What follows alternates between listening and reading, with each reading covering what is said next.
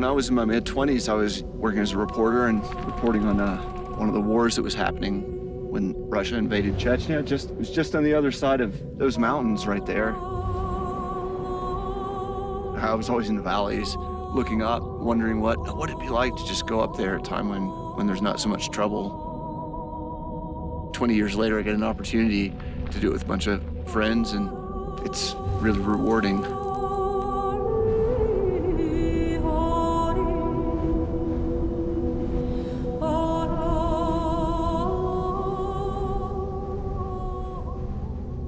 The former Soviet Republic of Georgia is located in the heart of the Caucasus Mountains at the nexus of Europe, Asia, and the Middle East. Due to its centralized location, it's had a rich and troubled history. While this often forgotten corner of the world would be new to most of the team, it would be a return journey for our older counterpart Bryce, now the editor of Bike magazine. His fluency in the Russian language and deep knowledge of the region would provide us with an intimate and informative view of this mystical place. The rest of our team would consist of Ross Measures, a skilled photographer and writer from Canada, my childhood friend Sam Seward, who happens to be one of the most knowledgeable people I know when it comes to backcountry travel, and myself, Joey Schuessler, an avid adventurer and filmmaker. We were all here for slightly different reasons, but with the same goal in mind, to transect the rugged natural barrier that is the Caucasus Mountains. Our route would take us from the quaint mountain town of Omalo, tucked deep within the Tusheti Wilderness, along the Russian border of Dagestan and Chechnya, to one of Georgia's most iconic and renowned places, Kazbegi. Supposedly one of the most dangerous roads in the world. Every time you're on one of those, you realize why people say that. Set the tone for the whole trip, I'm sure.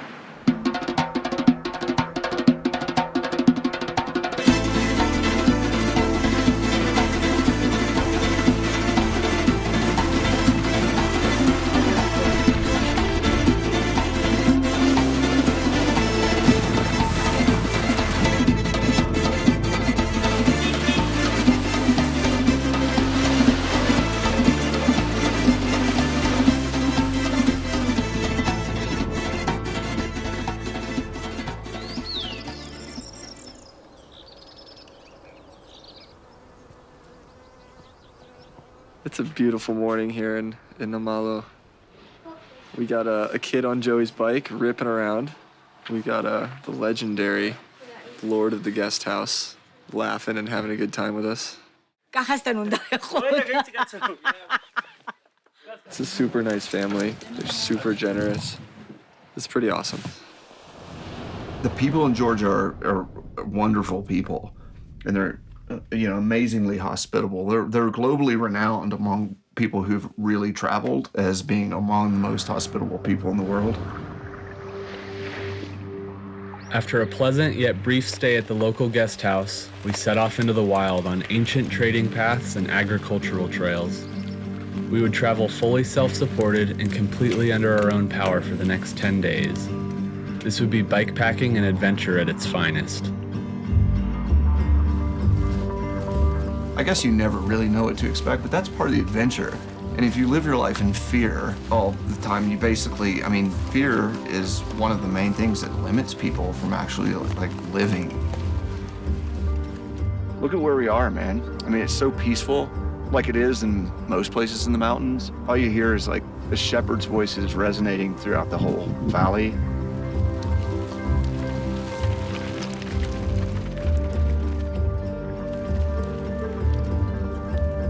So we got a little more climbing ahead and hopefully a big long descent off this ridge. Coming up should be sick. Some suffering, some pain, fair amount of laughs, and a lot of hard work. But that's what it always takes, right?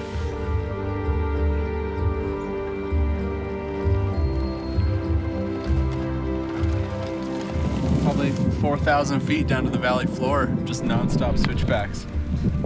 Who knows if bikes have even ridden it. Dig those heels in. Yes! Dig it in. Slow down. Slow it down. Yes! Fuck. That was pretty fucking fun. He just went top to bottom in about 2 seconds. Dude, I thought you were gonna die. I was like, we're picking his body up down there.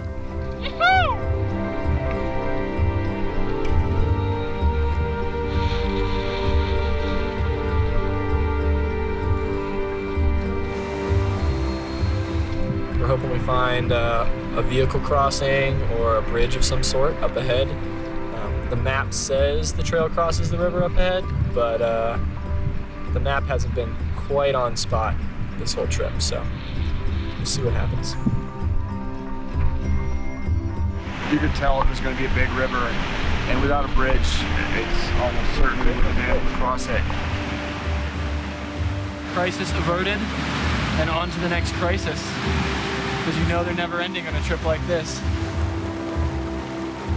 Next challenge is pushing on towards Atsunta Pass, which is kind of where the crux of the trip lies.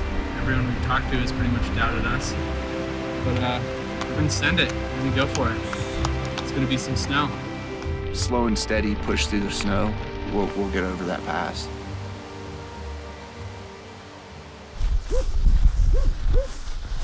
Atsunta. Assunta. Вот линия. Key registration border policy. Yeah. Вот document. Oj, Atsunta jest. As with any adventure, success is hardly guaranteed. As we approached the border patrol station, nerves began to build about whether or not this was gonna work.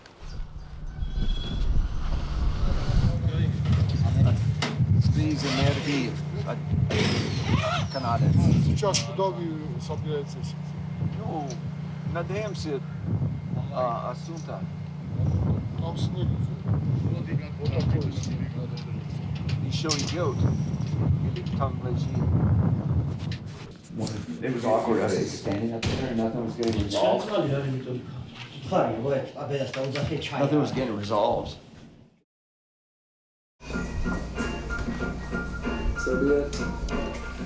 После того я в Кавказ совсем не был. Ты должен быть там, как мы вчера были сегодня. И Весна очень поздно пришла, и снег поздно пришел. да. И плохие дороги очень. No. Yeah, понимаю. I tried one more time. Спасибо. До свидания. Maybe it's a blessing in disguise. I mean, we've heard from every single person since we've been here that that pass wouldn't be possible to cross it. You know, avalanches, trails destroyed in a couple of places, can't cross the river. Several horses have died within the past few days trying to get through the trail, and we just got shut down. No means no. Niet means niet. While we were unable to complete our planned route, the trip was far from over. We would instead loop back to Amalo on the other side of the valley and find a ride to the far side of Atsunta Pass. There we would pick up the Trail to Kazbegi. We're back on the trail after getting shut down from Atsunta Pass. We just got kind of a detour. If all goes well, in 3 days we'll be in Kazbegi. It looks like there's a lot of beautiful countryside in between here and there. Getting high up into the mountains again, so all systems go.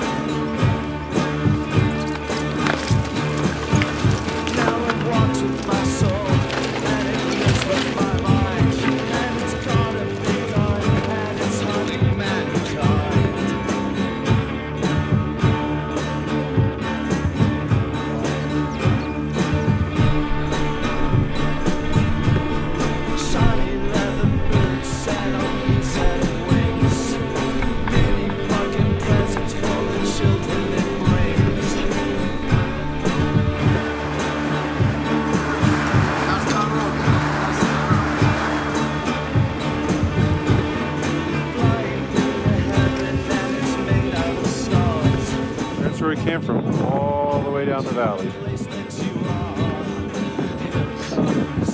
Hiked all the way up here.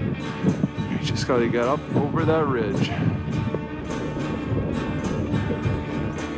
It's a gratifying feeling to break the back of it, you know? Just need to negotiate our way down this descent and we're home free to Kazbegi. Now we just gotta get down that.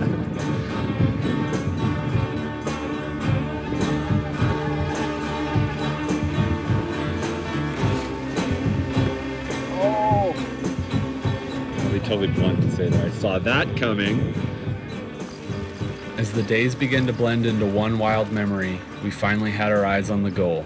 Kazbegi was within reach. We are camping at the base of Mount Kazbek. Cooking some dinner right now. Wind's not too bad. Have no idea what the weather's gonna do. We'll see.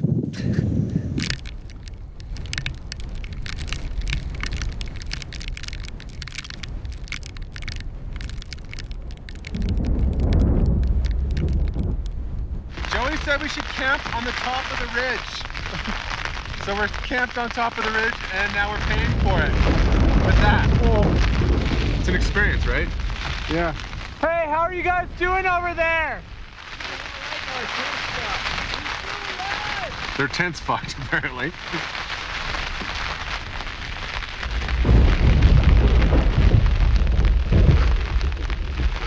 Oh, fuck!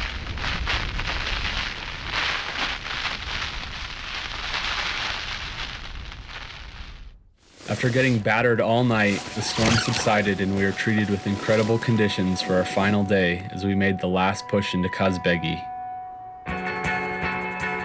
Once again, our bikes had taken us on another amazing adventure. There's no other way I'd rather spend my life than with close friends enjoying the thrills of two wheels in the mountains.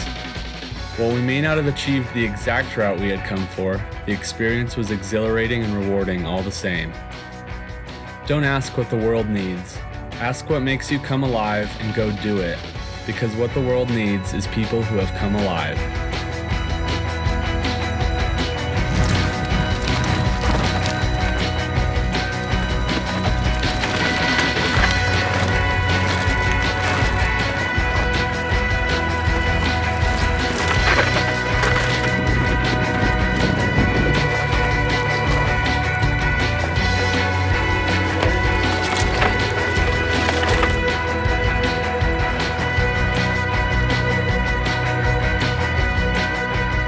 Georgia, vino. Drink, vino. I'll wash you up and take you home. Go attack people. He's like, who else wants a ride? Then we ride our bikes and push them up big hills. That part, not so leisurely. Ой, блядь, что такое? Американское пиво, Сьерра Невада. Good times.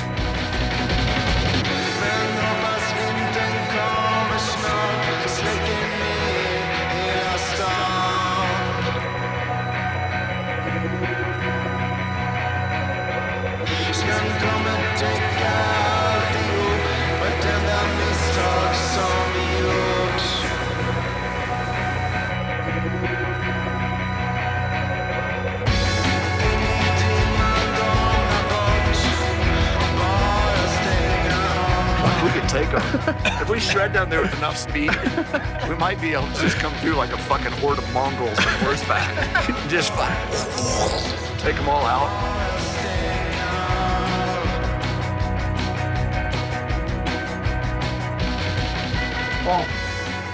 Is it good? Uh-huh.